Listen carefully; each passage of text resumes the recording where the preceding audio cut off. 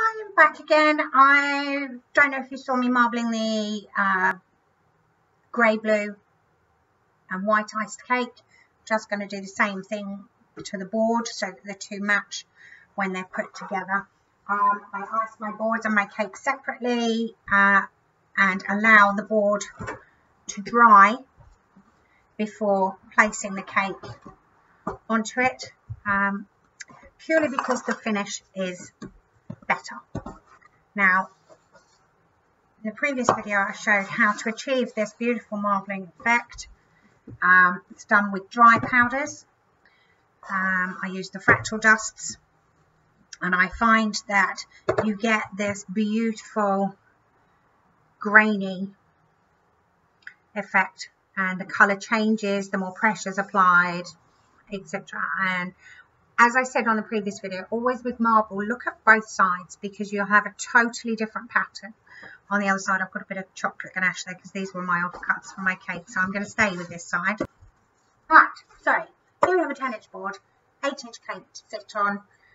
8-inch cake is already iced and is sitting on a card on an acrylic cake board, ready to be taken off once this one is covered and dry. To cover the board, you need something to adhere the icing to it.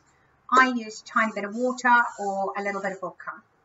And all I do, try not to show you the brand of the vodka, is put a tiny little drip, like that,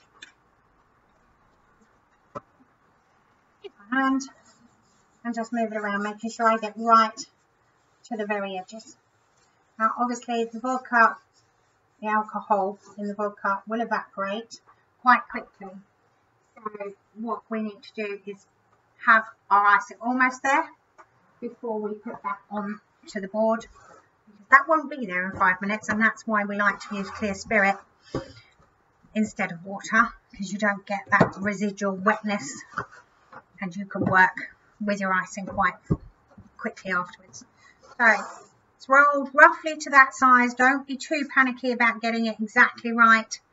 As you can see, doesn't cover all of the board, but because you've got that wetness underneath, what you can do is just roll it towards the edge of the board.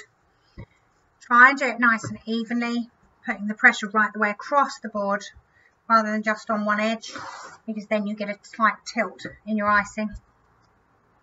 And always work all the way from one side to the direction that you want to go. You can work away from you, I just find it easier to control coming towards me. Now as you can see, there's no silver visible, but it's quite close there. I'll just give it another little roll to that side. There we go. One board covered in a blue-grey marble.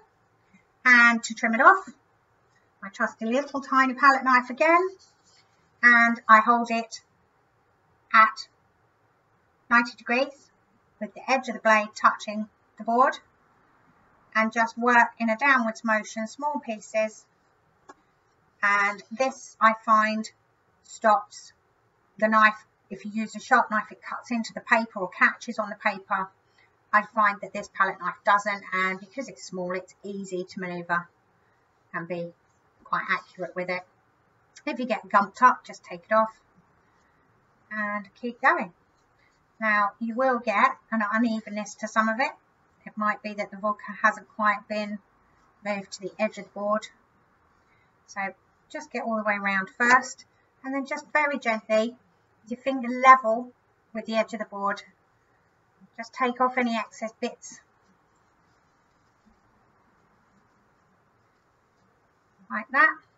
And then with your smoother, just run it across the top of the board to make sure that you've got a nice level-ish, doesn't have to be perfect, nice level-ish finish. And if you've got some more bits, once you've done that, that just need trimming off, again, make sure you've got a nice clean knife and just come back to that piece. Smooth it round again. Here I don't think the vodka has quite got to the edge of the board, and that's why it keeps lifting. So just make sure that with your knife you're working downwards, and it will put that firmly to the board so you can trim.